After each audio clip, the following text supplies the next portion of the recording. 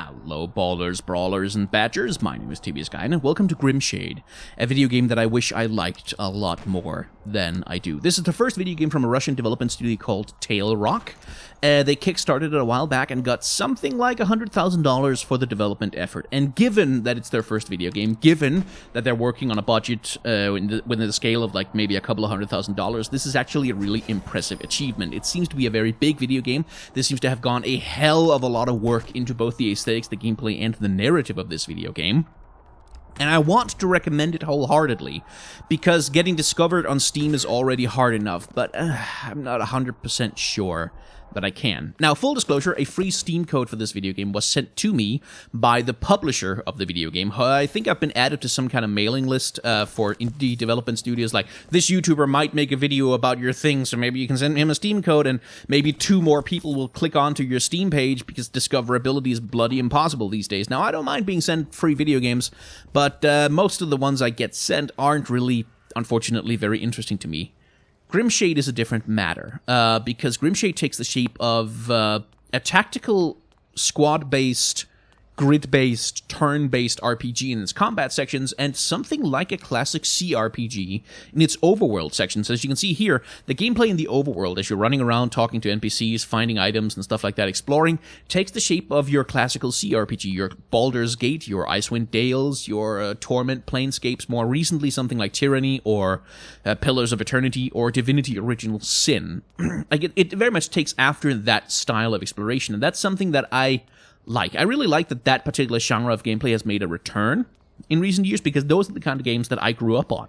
I grew up on Icewind Dale and Baldur's Gate, especially, and loved them as a child. This is not, however, a Dungeons & Dragons-ish kind of overworld exploration game. You don't really have dialogue options in terms of, like, you can't have a persuasion skill, there's no lock-picking skill and stuff like that to help you unlock doors. You just go around and explore and talk to people. So, you know, it's a little bit more limited in that respect. The combat system, though, is not limited at all. There's a hell of a lot of depth there, but we'll talk about that later. The aesthetic of the game is uniformly pretty dang good, actually. As you can see, as we're running around in this little city here, the backgrounds look actually really gorgeous. There's a lot of really fine texture work going on. There's a lot of really fine background work going on. There's a lot of really good character designs in this game as well. A lot of really creative character designs and a lot of variety in the character designs as well. About half the characters in the game are human, and the other half, at least what I've encountered so far within a few hours of play, have been anthropomorphic animals, or furries, if you prefer. Which lends the game an interesting visual expression. Like, there aren't really that many games that have the kind of free mixing of humans and anthropomorphic animals that we see in this game. At least not that I feel like I've experienced. And that, again, might be something that recommends the game to you, is that from a character design perspective, in terms of the types of characters you're presented with, it does offer something a little bit different, a little bit outside the norm. The writing, though, and this is where Grimshade starts to fall down a little bit, the writing is not very good. And I think I know why. Like I said, this is a game from a Russian development studio, and I don't think the localization has been very successful. Now, I can't tell if, like, maybe in the native Russian, all the writing and all the dialogue in this game is sparkling and fascinating and interesting, but in the game that I've played, with the translation that we've got, it's just not very good. Like, there's character banter that just doesn't work. There are jokes that simply don't land because they don't make a lot of sense. There are character interactions that give me no sense whatsoever of what anyone's personality or, like, how I'm supposed to interpret them is. And again, in the original Russian, maybe this is really good, but in English, it just isn't very good at all. And that's a little bit unfortunate. But, like, I really want to like this game. Like, it's got so much going on to recommend it, but dialogue, character interaction, and characterization is such a huge part of a CRPG. It's such an important part of an RPG like this. As you can see, there is a lot of dialogue to go through, but it's just not a lot of fun to do, because the translation is honestly just really, really poor, I think. There's also the problem, as you can see on the screen right now, is that the dialogue text is really, really small. Like, it's absolutely tiny. It never fills up the dialogue box properly, and it makes it really hard and kind of eye-straining to read, and I ended up just kind of skipping a lot of dialogue after a while, because the dialogue wasn't really that interesting, because a lot of the dialogue felt perfunctory, like just characters saying stuff without really communicating anything. I just ended up skipping a lot of the dialogue. I just ended up skipping over whole swaths of the story, which left me feeling kind of lost in the narrative of the game, obviously, which was entirely my own fault, but I just couldn't get myself to care enough about the story to want to read through the many, many, many long dialogue boxes, which is, again, for a CRPG-style video game, for any kind of RPG, that's a huge issue. The combat, though, is a bit of a different story, because that's actually uniformly pretty dang great, at least from a systemic perspective. As you can see, I've got two of my own player characters, the dude with the staff up front and the kid in the yellow pants at the back. Those are my player control characters. The other three on my side of the map, the left side, are AI controlled. Now, the game is divided up so that each side of the battle has half of the battlefield to themselves. They can move their characters around, they can position them in various ways, and use abilities. You can't cross over into the enemy's space. And so this sets up a grid-based system where, for instance, if you have a character with a shield, like the guys in the middle of the map have right there, you can put other characters behind them to protect them from ranged attacks and to protect them from various effects. If you have a mage, he can cast spells over that shield protection and completely ignore it. If you have a dude who can electrocute enemies, then you can set up an electrocution loop that stuns enemies after a little while. If you have people with, the dark element, they can do certain kinds of stuns and damage things. There's a whole hell of a lot going on with the combat system, and even after a couple of hours of play, I felt like I haven't even really gotten done with the tutorial yet. There was still new elements being introduced to me, and new things, and new options, and new possibilities for battle tactics getting introduced very far into the game, honestly. Which I quite like. Like, there's a lot of complexity, and as I went through, there was more and more tactical and strategic complexity in the way that the battles play out. There's so many options that you have, there's so many things you have to balance. For instance, look at the yellow bar underneath the health of every character on the map. That's a tension bar. As you use abilities, your tension fills up. As you take damage from enemies, your tension fills up. As time passes, the tension goes down, and if you decide to wait a turn rather than take an action, the tension goes down. And this is something that you have to manage pretty carefully throughout the battle, because certain characters gain different abilities depending on how high their tension is.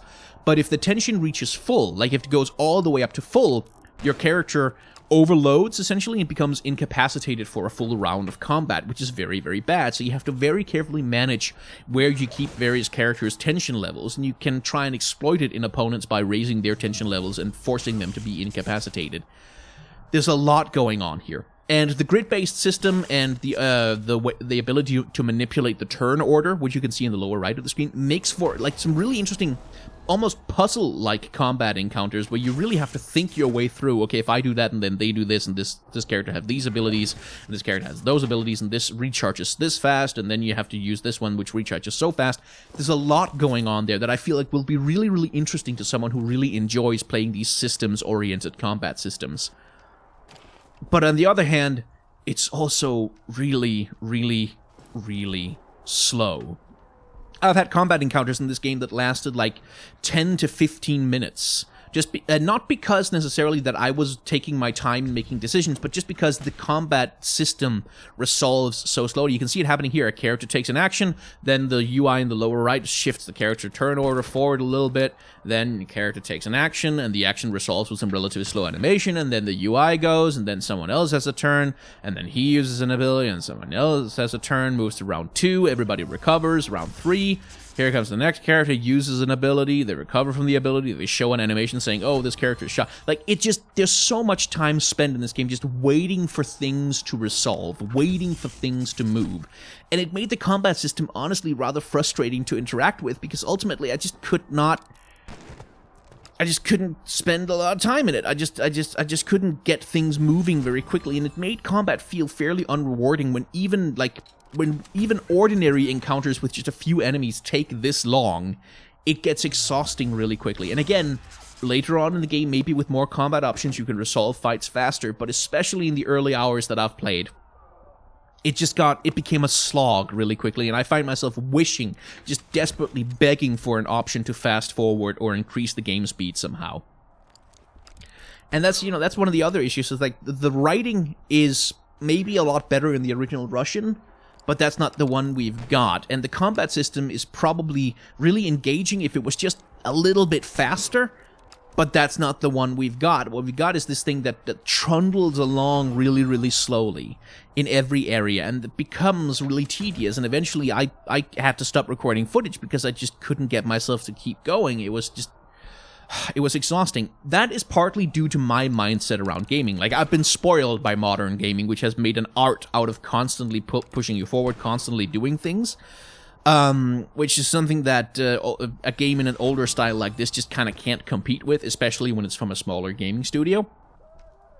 But yeah, I found myself getting burned out on this game really, really quickly. Despite all the good, interesting stuff that's in there, despite all the promise that the game has, I just couldn't get myself to care that much, unfortunately. And so, if you want to play Grimshade, honestly, I don't not recommend it. I don't recommend that you avoid it necessarily, but if you are someone who maybe doesn't have that much time in their day already, like, for instance, a guy who's trying to make rent money on YouTube, if you are someone who doesn't have a lot of patience for games that take their sweet time in making things happen, that throw a hell of a lot of text at you, and a lot of tutorials that you have to read through, and a lot of character dialogue that is kind of meandering and doesn't necessarily go anywhere, well, no, you probably shouldn't play Grimshade. But if you're someone who really does have the time to immerse yourself, really has the time to dive into it, and really has the time to get into the game systems and into the game world that's being presented here, you could have a lot of fun with this. And even if you just want to play a video game that has anthropomorphic animals as characters, for some people that's enough. Like, there's a lot of character design variety, there's a lot of aesthetic variety in the game, there's a lot of background designs that are just absolutely gorgeous, and might be worth the price of admission all on their own. If so, then yeah, sure, you might get a good mileage out of a game like Grimshade. But if not, I'm afraid I just can't really recommend it. Hey, thank you very much for watching. I figure since studios have started sending me Steam keys for indie games that otherwise don't get a bunch of exposure, you know what, it's not the worst use of my time to try and bring a little bit of a spotlight on interesting games that probably aren't going to get that much of a fair shake once they're released into the wild, wild west and abject swamp that is the Steam front page these days. So, despite my criticisms of the game just now, you know, go to the store page, put it on your wish list. Maybe if there's a Steam sale and it's on for cheap and this looks just a little bit interesting to you, give it a shake. Like, support indie developers. They have it hard enough already. Anyway, if you've enjoyed this video, hit the like button, comment, subscribe, YouTube, yada, yada, yada. I have a Patreon that supports all of this nonsense. You can also donate directly. There's some links to that down in the description if you want to. And if you haven't enjoyed this video, well, you can hit the dislike button for those purposes. I should warn you, though, that the dislike button was recently cursed by a drunk witch, and anyone who clicks on it will immediately become irresistibly attractive to kangaroos. Now, it'll take them a while to swim across the ocean to get to you, but I assure you, encountering an amorous kangaroo outside your front door when you're just trying to go and get groceries is a harrowing experience and certainly not worth one measly YouTube dislike.